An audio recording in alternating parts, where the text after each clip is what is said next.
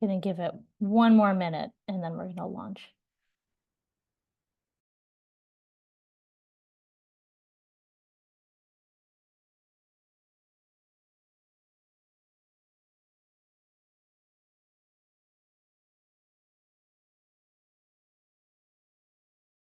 Okay, so again, welcome to everyone. And again, we are recording this so you can catch it later if you're worried about that. I'm Tamara Kneese, and I lead Data and Society's Climate Technology and Justice program. I'm based here in Oakland. And today, my wonderful co-organizer, Cecilia, and I will provide a brief framing of the webinar today. And then we're going to hear short statements from each of our panelists before we move into a guided Q&A. We're going to have 30 minutes at the end for audience questions, so please feel free to start putting questions into the Q&A tab on Zoom, or you can also add questions to the chat, and we'll try to keep up on that and monitor it. So the reason for the webinar today is that after a number of different conversations with different organizers, particularly in California, we've been talking about the need for a California-specific data center conversation. We're here in the belly of the beast, the heart of Silicon Valley and techno-fascism. There's incredible wealth inequality here and a lack of digital access for poor communities. We have droughts and wildfires, and in California, we may not have the massive hyperscaler data centers that states like Louisiana and Texas have, but we do have a very high proportion of the nation's data centers, including many that predate the current generative AI boom. By 2030, California data centers could use the same amount of energy as adding another city the size of LA to the grid. We have environmental protections in place, but we also have a regulatory environment that is very friendly to industry. Renewable energy alone does not address concerns like biodiversity, land use, water use, and demand is outpacing the availability of renewables, which is why claims that our data centers are green is very misleading.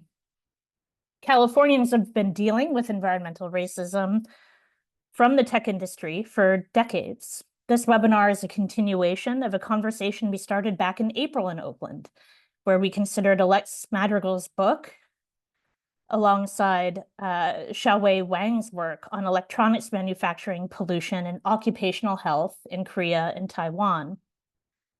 In Alexis Madrigal's book, The Pacific Circuit, he focused on the Indicators Project, which we will hear about today. These histories and connections are so important to trace because electronics manufacturing history is also here. In Santa Clara Valley, Fairchild Semiconductor's contamination of soil and water in South San Jose in 1981 sparked the Silicon Valley Toxics Coalition as a form of resistance, connecting toxic impacts on workers and the industry's relationship to pollution experienced by neighboring communities, linking reproductive justice, immigrants' rights, and labor rights. A broader coalition was formed in opposition to reckless corporate behavior. We can also look to more recent forms of tech development, like warehouse infrastructures in working-class communities of color. Environmental justice groups and communities have fought back and won against warehouse expansion in parts of California, like the Inland Empire. And now some former industrial sites, like plants and warehouses, are being turned into data centers.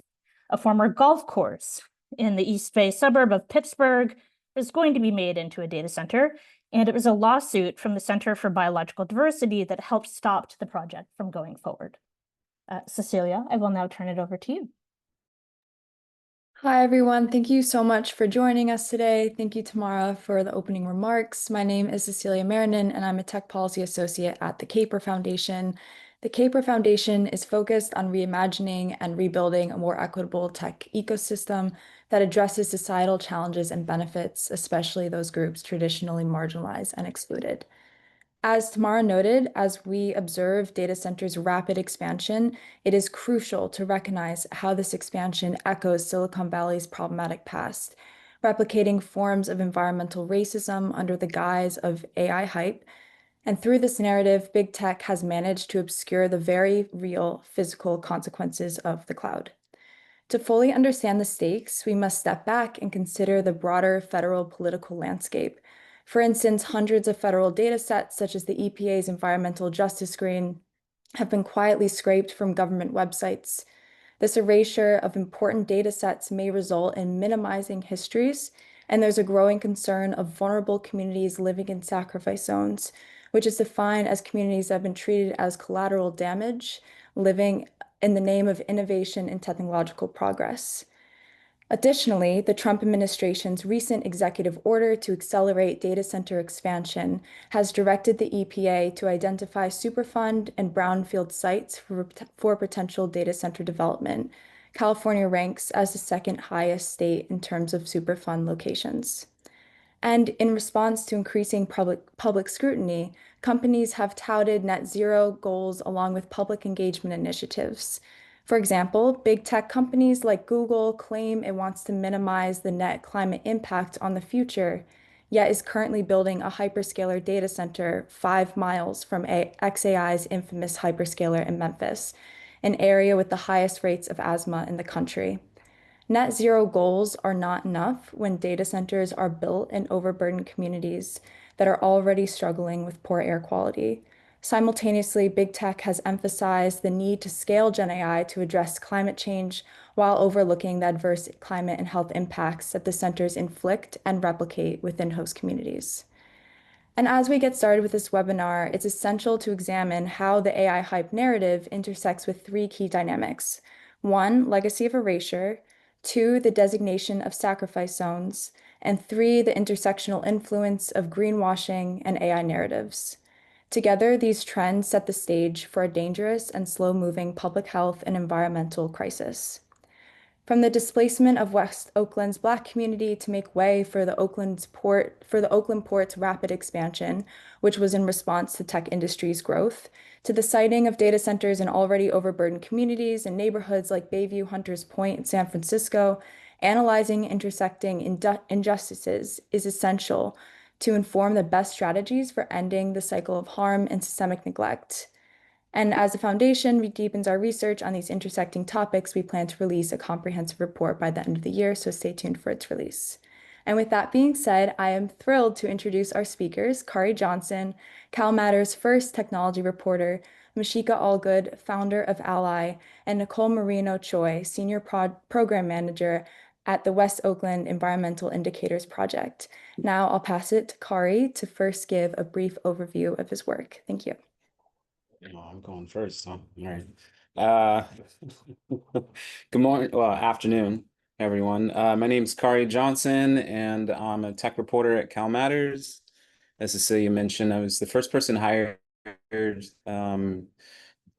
a tech reporter at our publication, which focuses on folks in California and with the acquisition of the markup last year, which is a history of critical tech reporting. I would describe part of, how I got into covering technology in the public interest is something that I think started for me roughly around 2018. And I think that there was a number of instances involving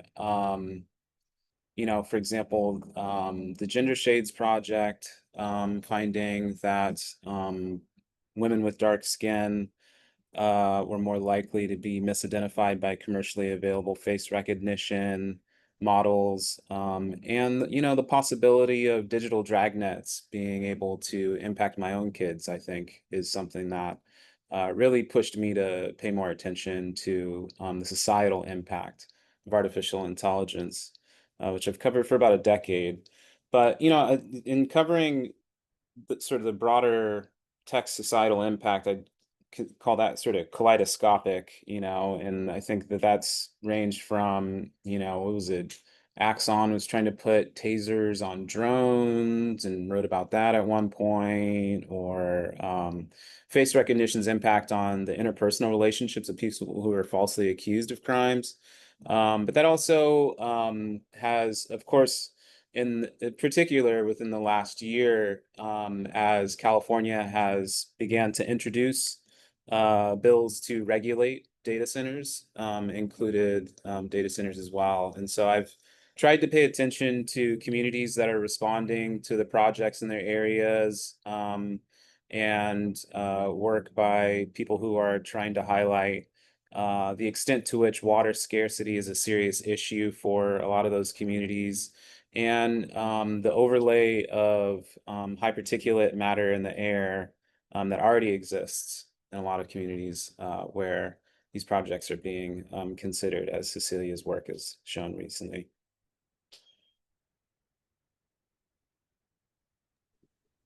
And Masheika, would you like to go next? Thank you, Khari. So my name is Masheika Allgood. I am the founder of Ally Consulting LLC. We provide educational information on AI for folks who are not techies by background or training. I am an AI ethicist first and foremost. I started Ally because there was a dearth of information that was easily understandable about how AI works and what it can do, what it can't do, things of that nature. But over the last couple of years, we've become way more concerned about the physical presence of particularly the generative AI and what that means to communities around the globe. So we started the platform Ally Consulting LLC. Oh no, I'm sorry. Taps Run Dry. Ally Consulting is the company. We started a platform, Taps Run Dry. Basically, what happens when the taps run dry. So we started that initiative in January. We came out with a basic starter information presentation on how data centers impact water. And it did a lot of work because a lot of people didn't fully understand the true impacts of that. And over time, we've just kind of expanded from just being focused on water into other areas. So we've done the world's first public water data center water consumption calculator, where you can actually go in and put how much energy capacity a data center is proposed to be, and then get some estimate of how much water it will consume over the course of a year. We built that and put that out earlier this year. We also recently did a study on the facility level metrics from Google's environmental sustainability report. So how much water each of their individual facilities is withdrawing, consuming, and discharging back to the grid. We've done a host of different kind of explainer papers on things like what is a closed loop system and why that doesn't mean that it doesn't use water, and how Google consumed 8 billion gallons of water last year worldwide using exclusively closed loop systems. So we are heavily involved in trying to provide information around how data centers physically impact the world. Recently, we put out a data center activism toolkit, which I think we'll talk about a little bit later in this presentation. But our goal is to basically inform communities in terms of their activists and their leaders, so that people are better understand the trade-offs that are being made when a hyperscale data center comes to town, so that you can have a real conversation on, is this the best use of our community resources and our water and air. And thank you so much, Masheika. And Nicole. Thank you. I'm Nicole Merino Tsui, the Director of Strategic Partnerships at WOAP. I've worked with the org for almost 4 years, primarily in the role of Senior Project Manager. I'm a parent and resident of West Oakland, right? A resident for almost 15 years. WOAP's work focuses on clean air, water, and soil for all residents across income levels. So West Oakland has worked as much as it can to include all stakeholders, specifically residents, government, academia, and industry, when appropriate, to work toward better solutions. WOAP is well known for bringing agencies specifically to the table and holding them accountable. At the same time, we've seen industries, right, through agencies, continue to pollute and contaminate West Oakland under the guise of land use and being grandfathered in. When we're talking about data centers, that is a legitimate concern for folks here because we've seen how quickly things can happen behind closed doors.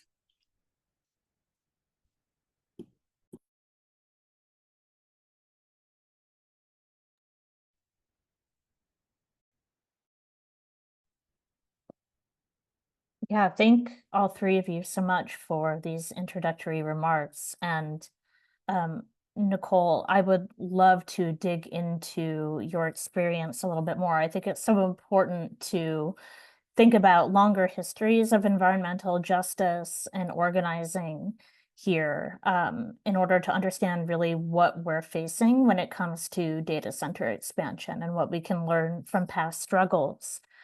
So how have different formal policy interventions like AB 17 succeeded and failed when it comes to involving impacted communities, and how might we learn from some of these past failures or successes? For context, AB 617 is a state mandate that required air districts throughout California to work with frontline communities to improve air quality. West Oakland was approached by the Bay Area Air Quality Management District to be the first AB 617 community. And what WOAP did was all of the lifting in terms of bringing residents out, making sure that they had all of the information they needed to understand what solutions were possible, right? And one of the successes of the West Oakland Community Action Plan, which is our AB 617 community focused plan, is that it is completely, in its formation, completely community driven. What's also fascinating about the air plan is that all of the strategies are able to be completed by agencies. And what that means is community has already done that work, and now their responsibility is to keep pushing these agencies to complete the strategies that they agree to, right? So not only did we have residents participating, but we also had agencies there agreeing to what the community was demanding. That is a huge win. And we actually just completed year 5 of the 10-year plan in October 2024. Not every AB 617 community in the state has had the same fortune that West Oakland has. And I think that's a wild miss. And again, being the first AB 617 community has, I would say, moved many policy shifts forward. And at the same time, I do not believe that while West Oakland was figuring all of this out, at some point that ladder got kicked, and we're not seeing the same successes that we've had with other AB 617 communities. And again, you're working with different air districts, different communities, and we now have funding cuts. So I think the momentum that West Oakland had and the timing and all of the community power and data that West Oakland collected prior to becoming an AB 617 community really allowed the community to have a sense of what they already needed, in addition to having academic partners and data to support those demands. Thank you, Nicole. And I just want to follow up with what you said with kind of having AB 617 representing representing that policy shift forward. And so, Khari, I wanted to ask if you could give an overview of the data center bills in California that you've tracked and have wrote about throughout the year, and more specifically, the types of interventions addressed and the strengths and weaknesses within these legislations related to this current moment relating with data center oversight. Yeah. Thank you. Yeah, I'll try and I think a unique part of my job is that I start the year looking at what legislation is getting proposed, and then watch the sausage get made as the amendments gradually evolve, and the what you start with and the ambitions there aren't always what you end with. And so I wrote a piece in February that got into the ambition side. And so there was 4 pieces of legislation that were initially proposed. And, AB 222 would have required data centers and the developers of large AI models to publicly share how much energy they use, and that state energy regulators adopt efficiency standards for data centers. Ultimately, that bill was held in the Appropriations Committee, so it died. It did not keep going forward. Another bill would have required clean energy incentives for if data centers wanted to qualify for the kinds of tax breaks that they quite often receive in other states. That bill was pulled by its authors, so that didn't move forward either. AB 93 is awaiting the governor's signature or veto, and that bill requires data center operators to disclose how much water they anticipate that they will use.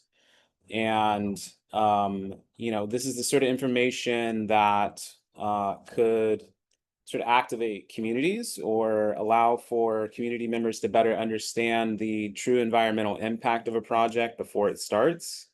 I think, going into writing a piece that I wrote in September about these bills, it was apparent that you're seeing action in lots of different communities around the country. Memphis is definitely and rightly getting a lot of attention as part of that, but there's also efforts that have been fought by communities in Arizona, Georgia, New Mexico, Pennsylvania, Texas, Virginia. And so, yeah, and of course, the one that Tamara mentioned in Pittsburgh here in California. So there's a lot of action happening, and of course I spoke with Masheika for this piece, and a challenge insofar as the amendments that were made was an amendment was made to change it from reporting that predicted water use data to a water provider rather than sharing it in business permits or licensing applications so that it's more readily available. And so, in the course of reporting this story, spoke with the UC Berkeley Human Rights Center, who is working with Masheika, and there's a particular lawsuit, First Amendment Coalition v. Coachella Valley Water District, and folks over at the Human Rights Center were saying in their efforts to better understand the true environmental impact of data center projects in California, one of the issues that they keep encountering is that this case is cited by some water providers as an exemption that they can use to prevent sharing how much water is used by their data center customers. And so, that sort of amendment changed what AB 93 initially intended. Similarly, Senate Bill 57 would have created a special pay structure in California to protect electricity ratepayers from being from carrying the costs associated with building out data centers. Bloomberg had an excellent reporting and data visualization earlier this week I believe, or very recently, that got into how data centers are raising the costs for electricity ratepayers across the country. And that's suspected to be the case in California, though there isn't as much direct evidence as there has been in other places like the Mid-Atlantic region, Virginia being such a big part of the data center industry in the world. And this bill SB 57, one of its supporters, basically told me that lobbyists for data centers successfully gutted the bill, so that the protections that they thought would be there to ensure that people aren't paying the higher costs for these centers it no longer exists. And I should add that, the types of groups that are quite often out there advocating for changes to these laws don't always use their company name. For example, I'd have to go more into the lobbying activity records that the state Secretary of State provides, but quite often, the companies that are interested in building more data centers that we all know of, like Amazon or Google or OpenAI, they don't represent themselves in hearings to say, I work for OpenAI and I oppose AB 93. They have the Data Center Coalition do that talking for them. And so they're quite often members of business groups that advocate for their opinions on their behalf, but they don't show up in their capacity to say, we oppose this bill and here's why. Thank you so much for all of those details, Khari. So thinking about the issues that you're describing here, where there's a lack of transparency, where companies are really able to hide behind shell companies, there are NDAs involved. Some of the calls for transparency are what has led companies to then produce reports around the water use attached to their products that are quite misleading. And Masheika, I wonder if you could take us back to, the trajectory that led you to produce the water calculator and really think about the problem of water. And I also would love to call attention to your, basically takedown of the way that Google framed their use of water as well. So I'd love to hear a little bit more about that. I love how when I think I'm being gentle, it's still called a takedown. So it was late 2023. I've been an AI ethicist for a while. I started like everyone else. I'm worried about bias and application and misapplication. And then I read a quote about, it was the CEO of Microsoft, I believe, who just slipped because he was excited and just talking, and said how training ChatGPT had taken up 20% of a city's aquifer in Iowa. And I was like, that's not right. Like, did you ask them for that? And then I did a little, I'm looking through, and their NDAs, and no one knows how much water. I was like, how can we not know how much water? And that little quote and that one article basically sent me on a path for the last couple years now. And so I'd spent most of 2024 just kind of yelling on LinkedIn, like, is anyone else concerned about this? This is crazy. Realized that wasn't effective. And then spent some time trying to figure out, how do I address this in a more rational way? And then in January, came out with that Taps Run Dry platform and the initial documentation. But the gap about how much water is being used continues, right? And so the goal was, how do we fill that gap? And so that was the impetus for the calculator. And so I'm trying to find something that's reasonable. And so Uptime Institute is a body that certifies data centers sustainability, and not sustainability in that they're good for the universe, but sustainability in that if they have to go off the grid, if they lose electricity or access to their water pipes, how long can they sustain their operations, right? So can they stay up for a day, 2 days? So they certify data centers in that way.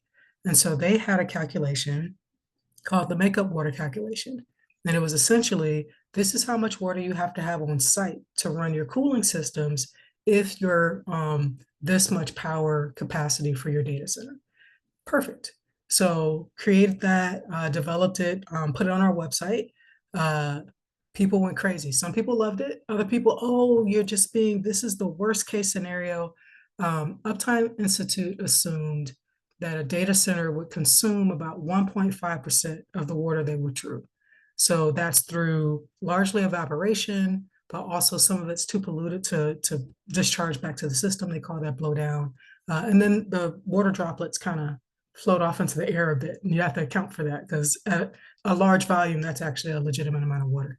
So their assumption was 1.5% of the water in the system will be lost. So that's what's in my calculator. But then I wanted, validation, verification. And so that's when we looked at Google's facility level water metrics. So we did a report and analysis to try to find some insights.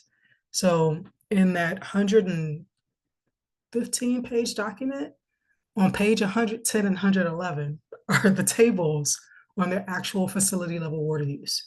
So we basically took those tables and analyzed them, right? So how much are you consuming on a regular basis? And we found that between 2022, 2023, 2024, they consumed 79 or 80% of the water that went through their systems. So we thought from our calculator, it was 1.5%. So people were right. We were way off, but not in the way they expected. We were orders of magnitude off because they consume 79 to 80% of the water that they use. And they use closed loop systems, but they all use an evaporative cooling process, right? And so that just consumes a lot of water. So that's basically what led me on the water path.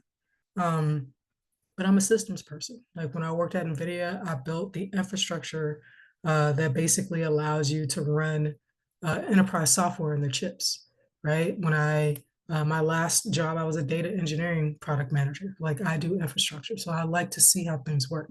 Before that, I was in law. I like infrastructure. That was infrastructure of government and systems, but it's all infrastructure. So once I got into this, I'm keeping my ears open. I'm looking at how things work. So that's when I learned about if you have a data center, then you have to have backup power and you have to have flawless backup power. Because if you have milliseconds of an outage, that may cost a financial company millions of dollars. So it has to be flawless. Well, what's the only well-known, like really easy to maintain backup system that we have for power? Generators, right? And then I started understanding, oh, generators at that scale, industrial level generators are putting out fine particle pollution, PM 2.5.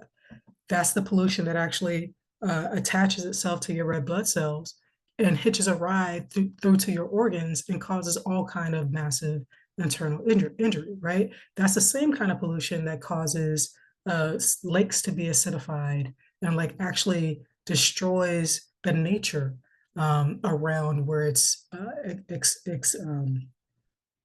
exhausted, right? So looking into that, when I started looking at the fact that we are building hyperscale data centers here, we're just building them in a very unique way, and that we'll build two 99 megawatt campuses on the same property footprint as opposed to a single 200 megawatt campus. But when you run those generators for 20 to 50 hours a year just for maintenance, because you have to make sure that they work, 20 hours a year of fine particle pollution, according to the American Lung Association, is enough to cause real damage, right? So, we've had data centers in the Bay Area since the 90s, and they've been fine. Like we've lived with them, it's not a thing. But they also weren't 99 megawatts a hit, right? And so that's the difference that we're seeing now. It's these data centers, hyperscale data centers, which are specifically for generative AI, that are causing these environmental impacts. So it was basically that one quote that led me to water, that led me to air, that led me to electricity. And then it became this whole, what is this coalition of impacts that is evolving in communities, and what can we do to try to, mitigate some of this damage?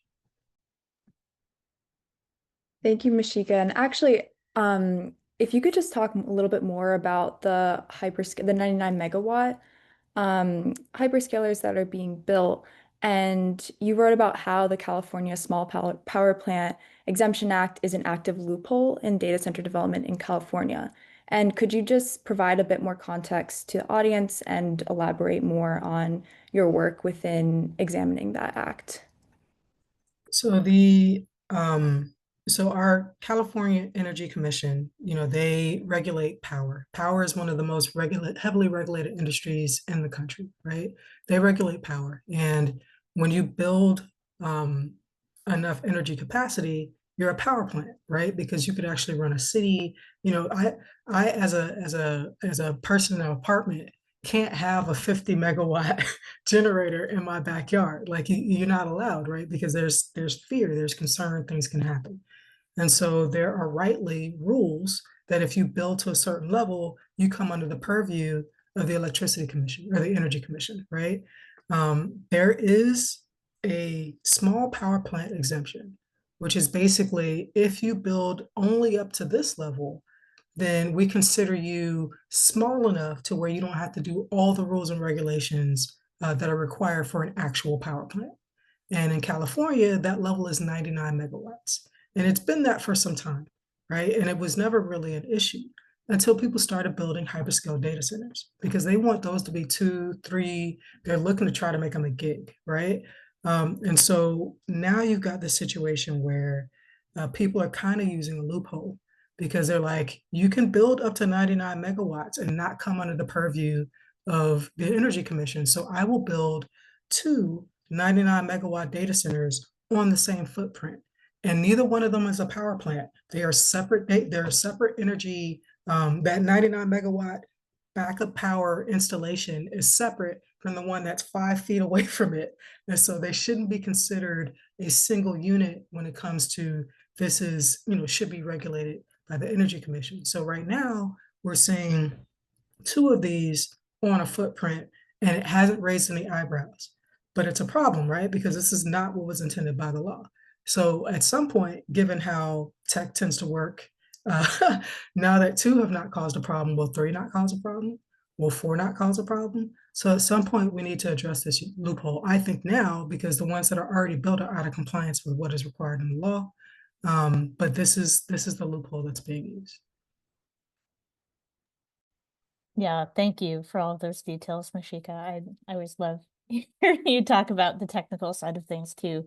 And I wanted to go back to you, Nicole, in particular, because, thinking about, how policy can do what it's meant to do or not, or get watered down, or how the law can enforce particular things, but then also allow for kind of sneaky loopholes for corporations. Going back to what you were saying about the power of community organizing and data collection and preparedness, I was wondering if you could talk a little bit more about how folks in West Oakland were collecting data, what kinds of data they were collecting, and how people in other places might be better prepared to think about things like land use and zoning, permitting, and all of the details that are sometimes hard to keep track of, especially if you haven't been, doing that work for a while. So West Oakland Environmental Indicators Project originally started as a project of the Pacific Institute. And the focus there really was and focus then and now was to understand how the lived environment impacted the health outcomes and well-being of people.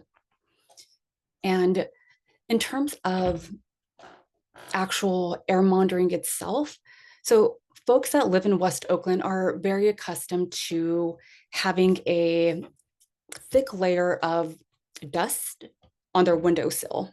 And there's different theories always about what it's from, but at the end of the day, we often opt to keep our windows closed, right?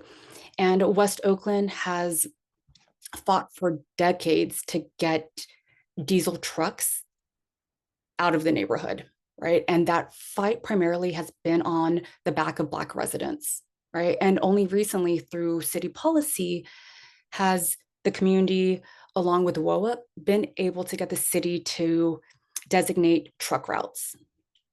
And so that has moved many trucks off residential streets. One of the big challenges we still have is enforcement, right? So we have this plan.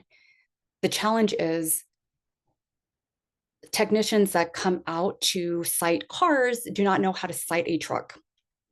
And this has been going on for nearly a decade, right? So we have one win, right? And then we have a logistical challenge of actually enforcing what the community has fought for.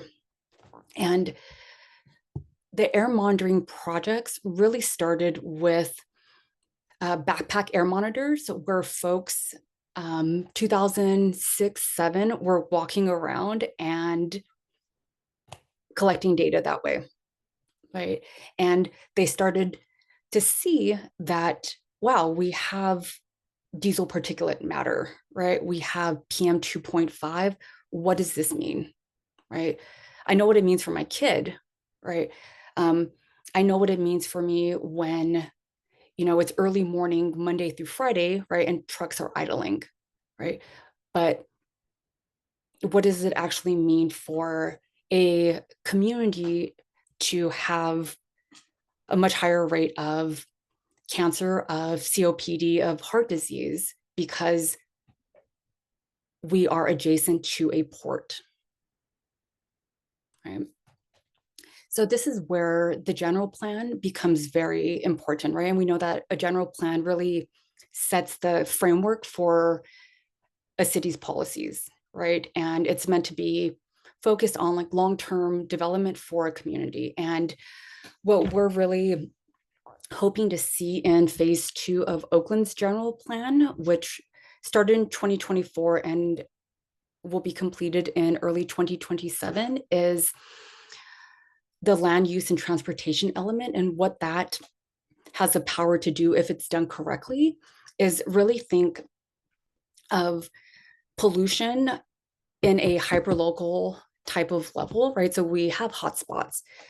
What we also need is to protect residents from additional, right, emissions and exposure. And the way that you do that is you do not allow polluting industry where people live, right? And we've heard time and time again from the city of Oakland is, well, they're grandfathered in. Well, we need to change that, right? Because we have recyclers, right, that are in West Oakland. We have Schnitzer Steel, right, that was just purchased by Toyota. And the community has been advocating for years for them to clean up or get out. They're doing neither. And they're able to not do anything, including fence line monitoring, because legislation would just pass SB 404 that allows metal shredders, right, recyclers, to set their own policy instead of the agency DTSC, Department of Toxic Substance Control, that originally would have been doing that, right? So the community is fighting against $1 billion industry, and the thought of data centers entering the neighborhood, which I imagine that has already been considered, is terrifying, because we've seen what has been allowed and tolerated under the guise of land use and zoning and property taxes, right? These polluters bring in tax dollars, and Oakland's not ready to give that up. Yeah, I remember you saying before, Nicole, that you know, the financial state of, you know, Oakland and Alameda County influence the conversations that surround these issues. Yeah, we work a lot with the Port of Oakland. And we do that simply because we have to. They are the largest polluter, right, in West Oakland. And there have been many gains, right, in terms of their efforts to decarbonize, right, the Port of Oakland. And in the same breath, there are businesses that are still being invited to occupy land that the port owns that are harmful to West Oakland residents. In addition to zoning and land use, one of the things that is not regulated well in the current general plan is noise pollution. And that one has really made it very hard for residents to demand any sort of change, especially when you live next to a business that uses a generator. And they're allowed to use a generator as needed. As needed is a very, very vague and harmful expression that keeps the community in constant danger, and making sure that that's included in this round of general planning, I think, is also extremely important to environmental justice. Thank you, Nicole. And so, as you mentioned, there are knowledge gaps when quantifying the impact of data centers that they have on local air quality, especially if it's cumulative. And Khari, I wanted to ask you, so investigative journalism has emerged as a critical resource for exposing the data center impact. And we need journalists who are able to track the many different AI data center related bills happening at the state level and the dismantling and weaponization of environmental regulations at the federal level. And so, what role do you think local journalists can play both in telling communities stories and keeping the public informed about these quickly moving policies? Yeah, I think something that I think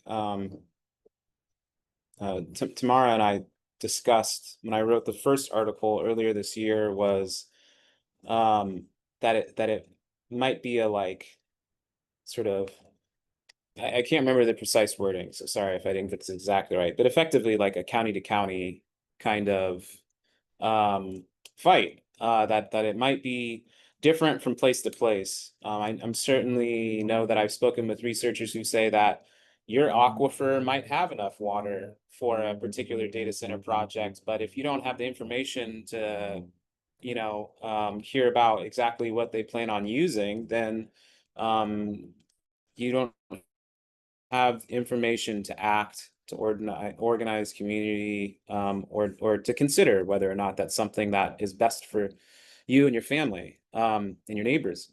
To your question of how to follow these things, I think action at the federal and the state level require attention, but the influence at the county and local level, as Masheika has described when we spoke as well, it seems like something that is within your realm of influence, your potential for what Ruha Benjamin calls a viral justice. You can make sure that happens. Insofar as journalists go, I think it's about telling the stories of communities that are organizing and individuals who are at risk in an area where a data center project is planned. If we took Cecilia's, look at different areas that are historically at risk and how that maps on to planned projects, you can find people within those areas, find people within, the places that are expected to have, as researchers have shown, higher rates of asthma, higher rates of death. Who's at risk of dying because this decision is being made? Who will bear the cost? If you know their name and you can focus on, perhaps if there are any higher levels of risk for them individually, then I think that that's helpful. I think, what you see paired in this Bloomberg piece that I mentioned earlier, and Bloomberg reached out to me for a job years ago. Maybe I should have taken it. Because they've done great work in this in recent memory. But what you see paired with the map of areas that are impacted by the energy levels are the communities that are impacted by the individuals within communities like Baltimore that are impacted by those higher rates of pollution. You see their faces, and I think that's a big part of what journalists have to do.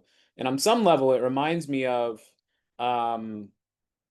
this isn't there is more impact sometimes in seeing the face of the individual who is impacted so that people can see themselves in that person's shoes than there is in telling the stories about big data related to a health impact, for example. It's important to know that the public health impact of data centers is expected to have, the same impact on our air quality as the amount of cars on the road in California by 2030.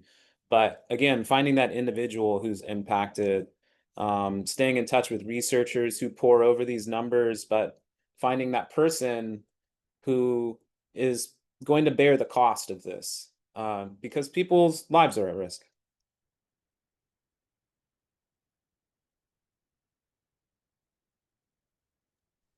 Yeah, thank you, Khari, for all the work you're doing. I mean, the policy conversations in tandem with that storytelling, and really considering on a much more local and granular level and an individual and personal level how people are being impacted.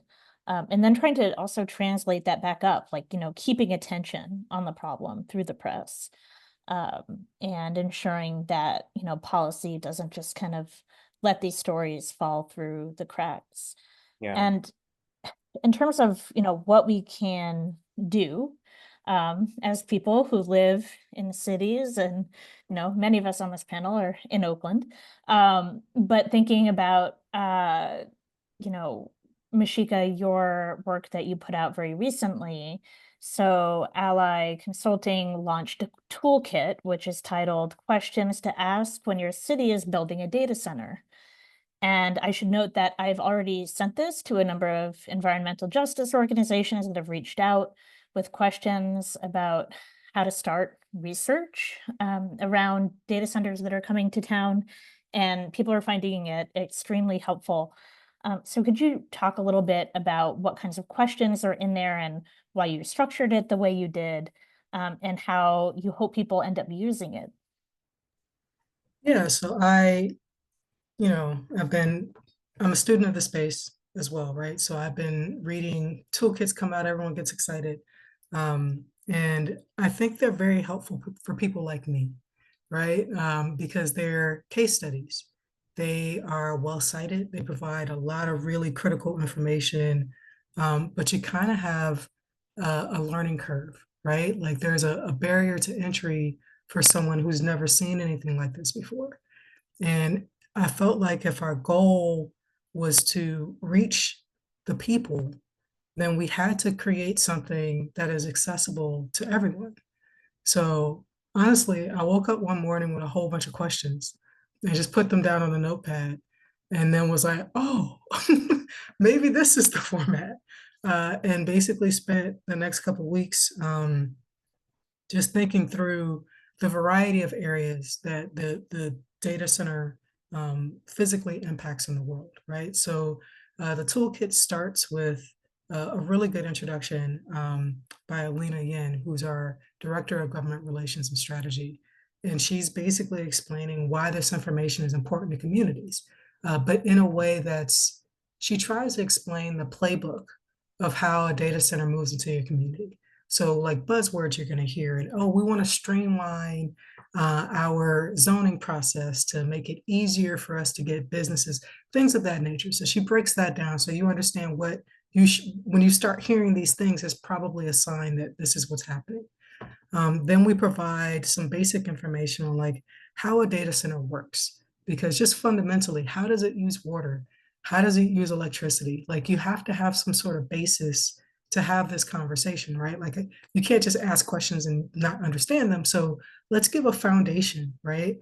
And then we spend the next couple pages addressing first electricity, water, first municipal issues, then electricity and water. So each of those got their own pages. And I started with municipal issues because I wanted to address the things that people think data centers are going to do for your community, right? So, oh, we're going to get all this tax money. Really? Really? Like, what are the exemptions? And have we had questions about this? How is this going to affect property values, like in the arena? And, if the data center comes in and says, oh, we're only going to take 30,000 gallons of water, what do you do if they take 50? Do we have any rules around that? Or if, there's a drop off on the grid of a couple milliseconds and then 100 data centers drop off the grid, that's going to cause blackouts, sometimes cascading blackouts across wide, spaces of the country. Do we have any way to regulate that? So like those kind of things. And then very specific things about water and electricity. First, all of these are infrastructure bills that we who currently are on the grid pay for. Like ratepayers pay for electricity improvements or improvements to the grid, right? They don't charge a data center that's not currently a ratepayer. Like there's no preliminary payment. So that's why our electricity bills are going up, right? Because we have to pay for current grid improvements. But if we're building a 200 megawatt grid, but our community only needs 80 megawatts, then we're paying for someone else's bill, right? And do we have any way to claw that money back? Like what happens if they actually don't build the data center? Now we're stuck for the next 20 years paying higher electricity bills.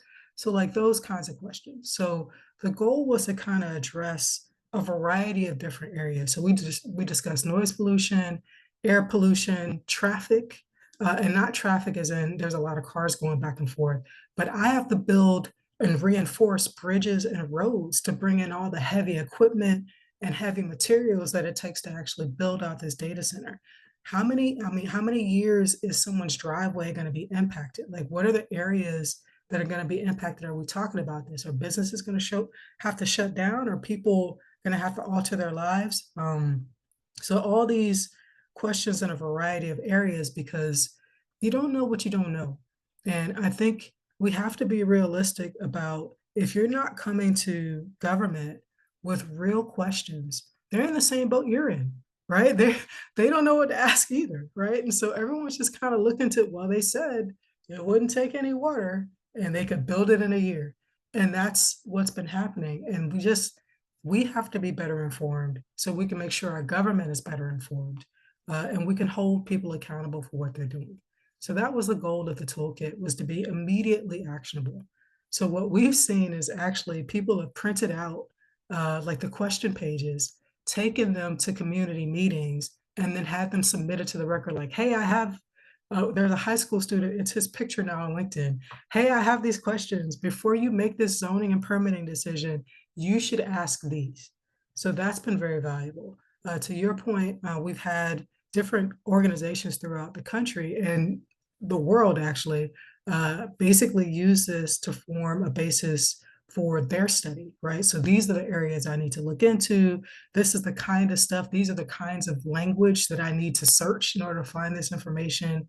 I need an expert who understands this or that. So the goal is to basically have this for your own information, for your community information, use it to hold people accountable, use it to draft a whole body of questions in an area that concerns you, use it to vet an expert who comes in and tells you, I know this or that. Really? Can you answer these questions? Because what we find is a lot of times the experts at these community meetings are really salesmen for the companies. So if they can't answer these questions, they're not really experts. So we talk a bit in the document about how to use it, but our goal is really to provide a base level of information so that everyone is able to have real conversations about the trade-offs that are being made in their communities.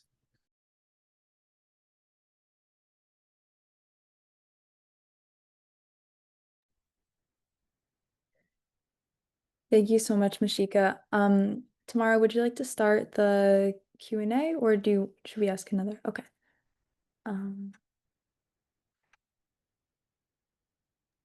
Yeah, I think we have a couple of questions that are in the Q&A tab. So, in fact, I saw this one come in from an anonymous attendee fairly early in the webinar, and it was a really great one. So they say, I think gathering this information about electricity, water use, etc., of data centers is really important. Who do you think needs to see this information? Is it local communities, activists, journalists, policymakers? After all of this information has been collated, how can it actually be leveraged to ensure environmental protection and justice? So how can we make sure?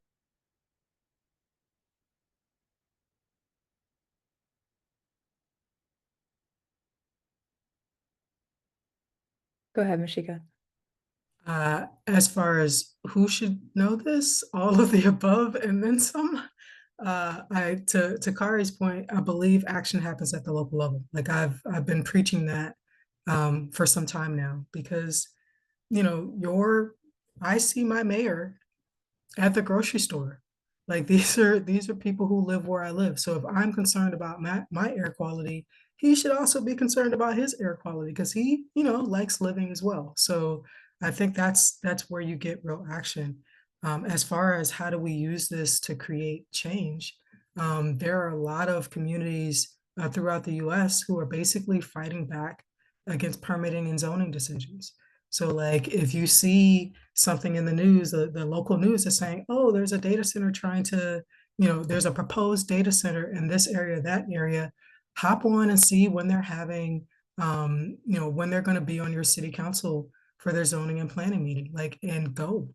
Like I've showed up, you can Zoom to them now, so you don't actually have to go in person. Like you just Zoom in and they give you 1 or 2 minutes and you say what you have to say and wave your little toolkit and really, really ask them to have a real discussion before they make these decisions. So there is a place for local legislation.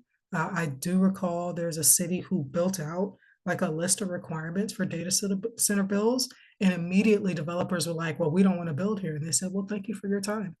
And we'll do what we need to do. So I think part of the reason I ask questions about taxes is because there's this assumption that you'll be giving up all this money. But there's a study done earlier this year that people are losing money. States are losing money on data centers because of the amount of tax incentives at all 3 levels of government. So that assumption is not necessarily true. Like you may actually be saving your city money by not building a data center.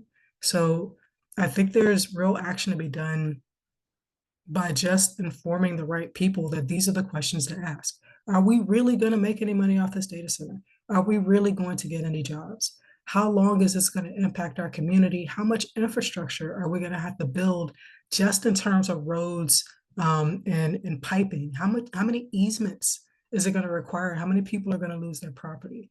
Like these are real questions. And, there are people in all phases of government whose job is to focus on these small individual questions. Like there's someone who focuses on easements and takings, right? And so if this is on that person's radar, then they have real questions to ask, and this becomes a real thing. So I think everyone needs as much of this information as possible. And I think if you get it into government, particularly into the areas where this is their area of focus, then you will see real action from it.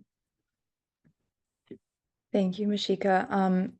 And actually, a question from Karen, and I think this shows just how important these webinars and sharing information, because she said the huge AI training data center up to 300 megawatts that Tara Wolf is proposing for our community would have a closed loop cooling, but would be dispersed through heat exchange, they say, and would be sent off-site to a direct heating location. They're currently suggesting a site 15 miles away at Cornell University. Is there any realism to this aspirational claim? And so I say it's important because I didn't know about that, and I'm quite familiar with that area because I grew up in upstate New York. So I'm going to be looking into that and using Mashia's toolkit to ask some questions. But so thank you, Karen, for raising that to my attention. But I guess that on this point, is there any hope? Is there, any pushback once a project is fully accepted or within its development stage? And so I guess, Masheika, because it talks about the closed loop, Khari, Nicole, feel free to jump in as well. Yeah, thank you. I'll just speak on the technical. I'll let other people discuss hope. But as far as closed loop cooling, that's what I brought up earlier. Closed loop isn't closed, right? There is a single loop that is closed that goes around and pulls heat out of the servers, and then it goes through a heat exchange and gets cooled back up, and then does that process again, right? But that heat exchange has its own loop, and that heat exchange loop requires evaporative cooling. That's where all the water's lost. So the fact that it's closed loop cooling, Google lost $8 billion. Consumed 8 billion gallons of water last year using closed loop cooling. So that's not a thing. And what they're saying is heat exchange will be sent offsite. So that is a real thing that people are trying to do, is they're trying to say, well, we will use some of that heat to actually heat communities around the data center. But the difficulty is no one really knows how close you can be to a data center and not have like some of these environmental impacts. So like the air quality, noise pollution. So like that's its own issue. And there's an issue of a certain amount of heat is lost to the piping. So 15 miles away might not actually be an efficient, area for them to actually pull enough of that heat over into that area, right? And so even if they do it that way, they're still going to need to use some evaporative cooling for some of that heat, right? So there will be some water loss. And then the question is, how efficient is that process going to be to get that heat from that data center over into that district exchange? And that is a new problem. So I'm not saying it's not I'm not saying it's impossible technically. I'm saying it's not happened anywhere in a way that we can evaluate it properly. And that's one of the things that we ask in the toolkit is when you're talking about novel technologies, have you rolled it out at scale? Can you show us case studies where it's worked for more than 6 months to a year? So I would look at that when it comes to this level of novel impacts. The other part of that that sort of logically comes to mind is that if cooling is more necessary at times when it's warm outside, then where you sending the heat? You know, if it was cold all the time, and it was piped to somewhere nearby, then maybe that would make sense. But if it's already hot, then you don't need that heat. So it doesn't really fit. One thing that comes to mind though with that question is it reminds me of a conversation I had with Xiaolei Ren, who's known for doing a lot of research at UC Riverside about the environmental and public health impact of data centers. And going through some of his research in the past, this is a generic answer, so there's no like specifics shared here, but effectively the offsite activities or costs associated with the data center project, what you see on paper for a particular data center project doesn't always mean that's the total comprehensive cost. What you see on site at that place may be part of the cost, but there are other costs, the amount of water that it takes to make a semiconductor, for example, is intensive. And so that's part of the water costs as well. And sort of the supply chain of how generative AI is made in the first place can have lots of energy or water impacts that are worth considering.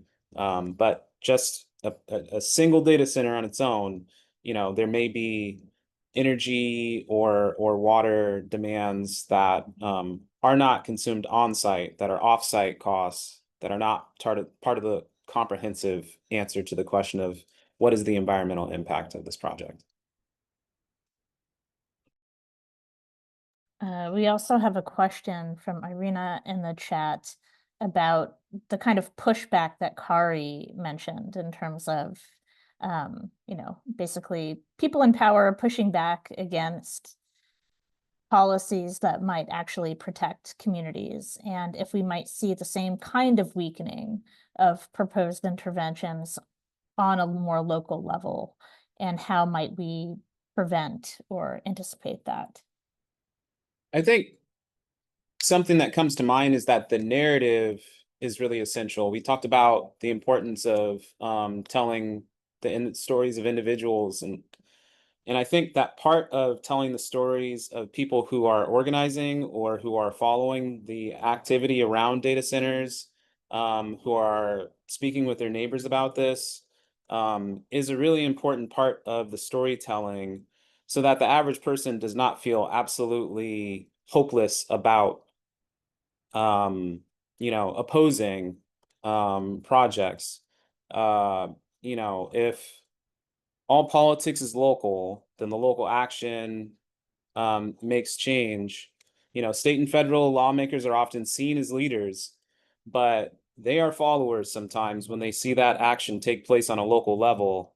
And, I know that there's talk of moratoriums and of AI policy and Starlink, and things that have been pushed by the White House, and that's all true, but and certainly a broader trend of a minority of people making determinations for the rest of us. But I and maybe this is too optimistic. I still believe that when people make a difference in their area, that it can have a cumulative effect that pushes. They used to, what did FDR say? Make me do it. That makes lawmakers pay attention, that makes Sacramento pass meaningful data center regulation, or DC. Congress is always missing in action. Yeah, and on that domino effect that we can see from the local level going up to even the federal level, do you think, or are there any models, this question's from Katie, are there any models that we might adapt from regulation of other polluting industries or fence line monitoring to understand and control data center environmental impacts, whether that's legislation, community monitoring initiatives, or anything else? I think what Nicole and team did was brilliant. Um, like, I'm just going to put a backpack on and walk around and collect data and then put it on your face and say, this is a problem. I think the reason why we act on a local level is because you can do that, right? You can actually show up to a meeting, you can contact your council person, you can set a meeting with your governor and be like, look at what we collected. What are we going to do about this? You cannot do that at the state level. You cannot do that at the national level. Like, you as an individual have very little voice the further you move up. So I think it's a tried and true method. I think we've seen it from Nicole's work. Like, this is the way, right? You put in the effort, you prove out your case, and then you take it to your local level administrators and let them know what's going on and push for change there and advocate for change there. And if the majority of the cities in California are now regulating air quality around data centers, when you propose a law at the state level, it's going to be very difficult to say that this is bad for business. You're dealing with it halfway, with half of the state. So you can't say now it's going to ruin your business when it comes to the state level. So I think there is hope at the local level that just doesn't exist right now at the state level, because you can't just start from there. You have to prove out this is something important to the people. And I think Nicole's group, that's the example I would go with, is they legit did that, and they have seen progress in ways that no other city has. Thank you. I am hopeful, and I know hope is free, so I will caveat that, but communities can work with their cities and counties. The approach that we use is a collaborative problem-solving methodology, and essentially what it is everyone comes to a conversation with an interest, and those interests are what they are. But the intention behind the collaborative problem-solving approach is that everyone will leave with something that they agree to, even if it's not the full demand. And I'm still learning to use that approach, because I always think of Frederick Douglass's quote, "Power yields nothing without a demand." I don't want just enough. I want all of it. So we're working on that. But in terms of communities, right, we are voters and our memory needs to not be as short as it historically has been. I'm thinking specifically right now of an air monitoring project that we have called WOKE, and it's West Oakland air quality monitoring, but it's hyperlocal air monitoring that measures black carbon, PM 2.5, and metals. And we have these air monitors placed strategically throughout West Oakland at people's homes and at businesses. And what it does is it ground truths all of the things that we know about this neighborhood historically and continually. And it's allowed us to present data to the air district and say, we've noticed Chrome 6 is coming from somewhere. And based on the wind patterns, we can narrow it down to this polluter. And what's really amazing about that is even if the air district does not have stationary monitors, we do. And there is no reason 1 year from now, when this continues to be a problem, for the air district to not have taken another look at this recycler's permit. The challenge is that metals are not, most of them are not regulated. So this is where the community starts advocating and saying, hey, these are things that we want to see measured more because we understand the health impact.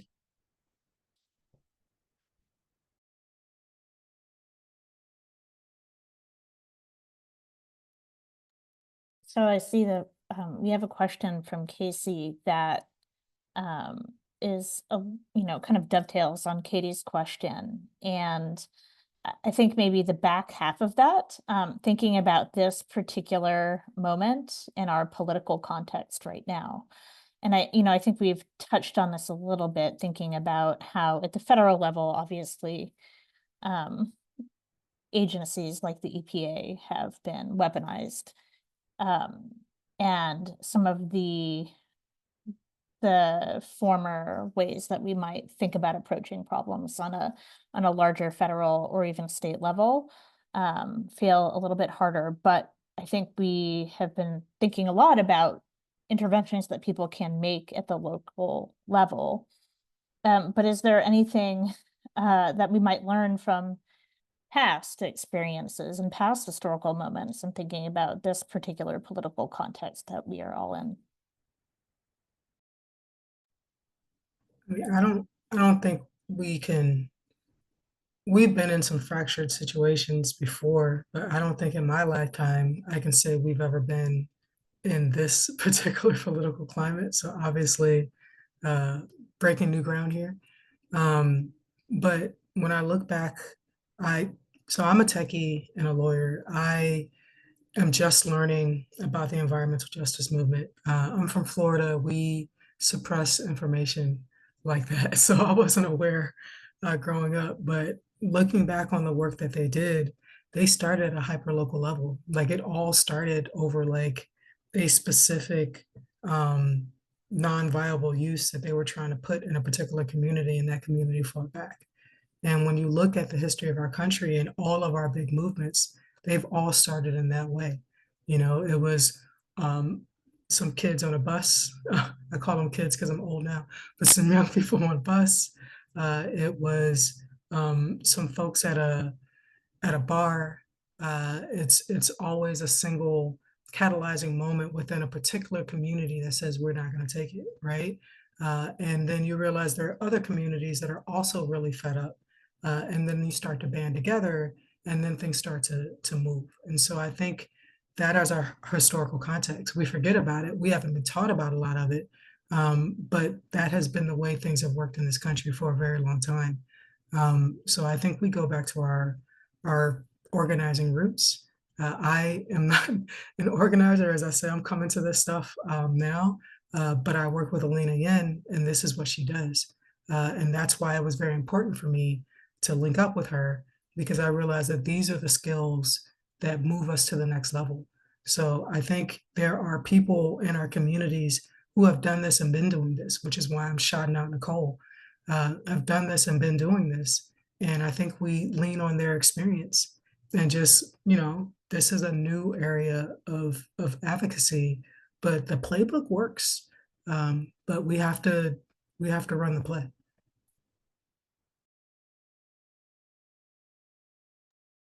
Something that comes to mind when thinking about historical patterns is how other industries have sought to sort of obfuscate their impact and sort of sow doubt. Just gonna share. I mean, this isn't the first instance of comparisons between big tech and the tobacco industry have taken place before, but I think there's something to unpack there about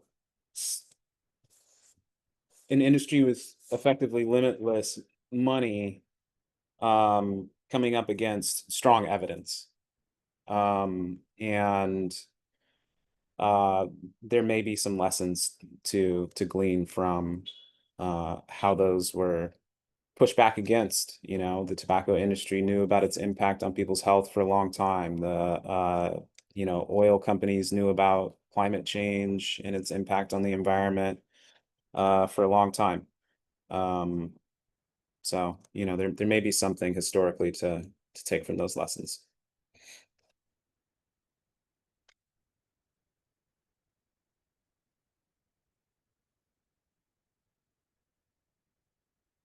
We also have a question in the chat that I just scrolled up to locate, and it's a little bit more specific, and I don't know if anyone has experience with this, but Marina would like to know, in your experience, how are community benefits divisions at utilities engaged when it comes to data centers?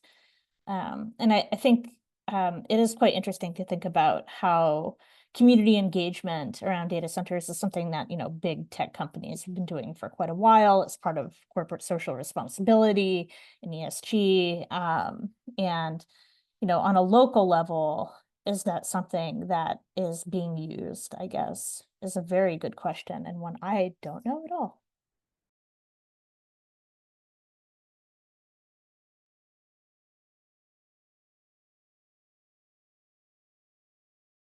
Looks like none of us do either. I haven't seen that in our community, or I haven't heard of it in other communities either.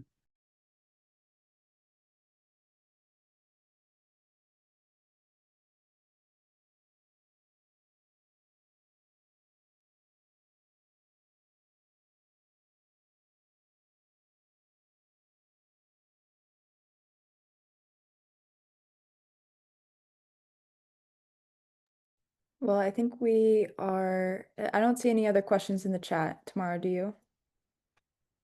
Okay. So I think we're coming up on time, and so I just want to leave and give a bit more space for our panelists to just kind of leave their concluding remarks and takeaways that participants should have when they leave this. What's the most important thing you think from your work, from this conversation, from what lies ahead that you want to emphasize?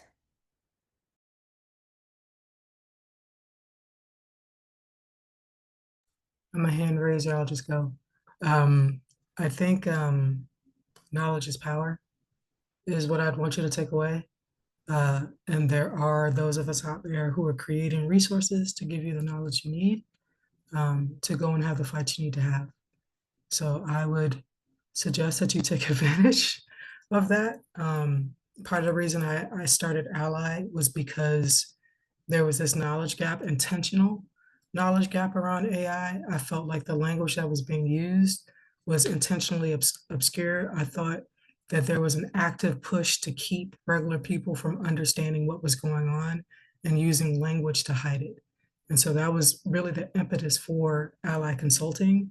And I see that same thing happening when it comes to the impacts. My God, a closed loop is not what you think it is. Please stop citing it. Like, but these terms, you know, are being used in a way to confuse people and to make them believe that reality is not what it is.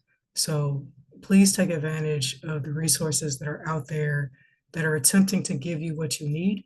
And don't think that because someone says things in a way that's confusing, that they're either truthful or even know what they're talking about. You have just as much ability to learn the basics about this as them. And at the end of the day, these are basic issues. They can use as much tech conversation as they want, but you probably know more from sitting in this meeting than a lot of people who claim that this is their area of expertise. So have confidence, knowledge is power, and take advantage of what you've learned. Yeah, I would sort of to play on what you're saying, Masheika. I think that something that I've seen through my career as a journalist is, you go to a city council meeting and you look at the agenda packet of information that's handed out. And it's written in a legalese sometimes. It's written in a language that is not intended to give people access to their government to make decisions about their lives. And when you tap into some of the conversations around artificial intelligence, sometimes something similar happens. And I was a guest speaker as part of uh, the Pulitzer Center's AI accountability training session. Some of that stuff will become available publicly soon. But a big focus of that was to demystify hype and to invite people into the conversation and to get rid of the belief that you don't belong in that conversation. You belong in that conversation. Your community is being impacted. Uh, Everyone should have a say about this future that the narrative quite often says is imposed upon us that we must accept. And so that would probably be my biggest takeaway. It's tough to suss all of the different places where these conversations may take place. I can appreciate that because a water commission or an energy commission or state or federal or local or county actors. But everybody is welcome and should play a role in shaping how this technology impacts our lives and communities.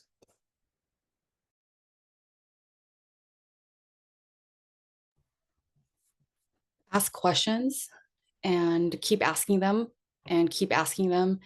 And no one cares about your health, your family, or your money more than you do. Keep that in mind.